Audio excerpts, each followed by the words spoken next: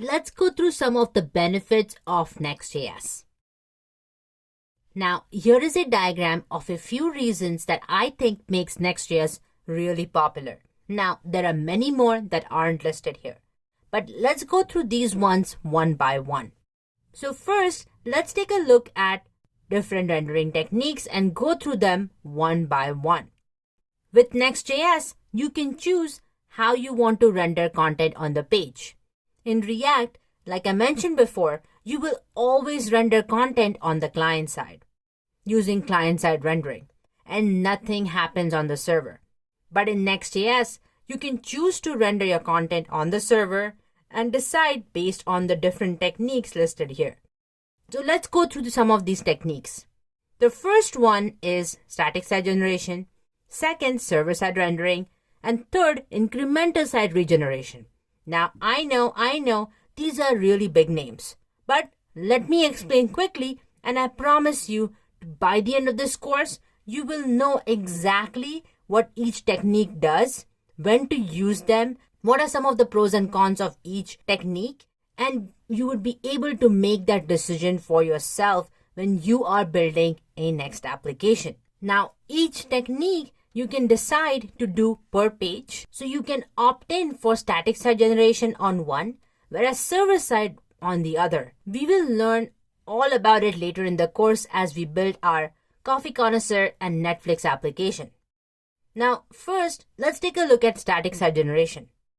Now, if you have a lot of marketing content, blog posts, then you would want to use static site generation.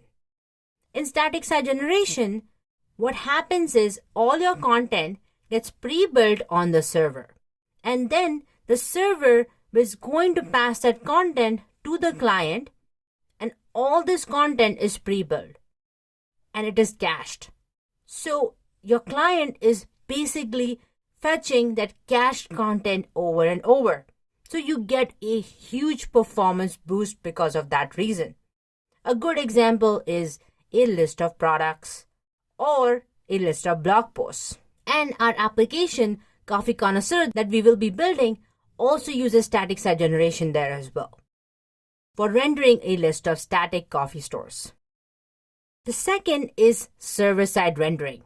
Now, we can generate the site on the server if you want fresh data on page refresh.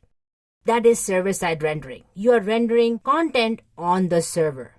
But each time as you refresh the page, you are rendering that content and refetching that data again.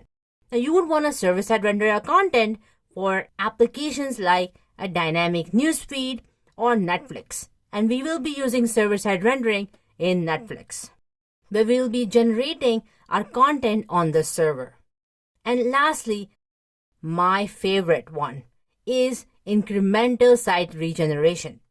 This is the best of both worlds. You get static site generation along with server-side rendering in incremental site regeneration. You are able to generate the page in advance as part of the build process, right? But you are also able to refetch new data like how you would in server-side rendering in incremental site regeneration. And you can also render content on the server in Create React App as well. But it will take a lot more effort for you to do this. You will first need to learn how you can do that, build that domain expertise, architect your applications keeping that in mind, and implement it over and over for all your React applications.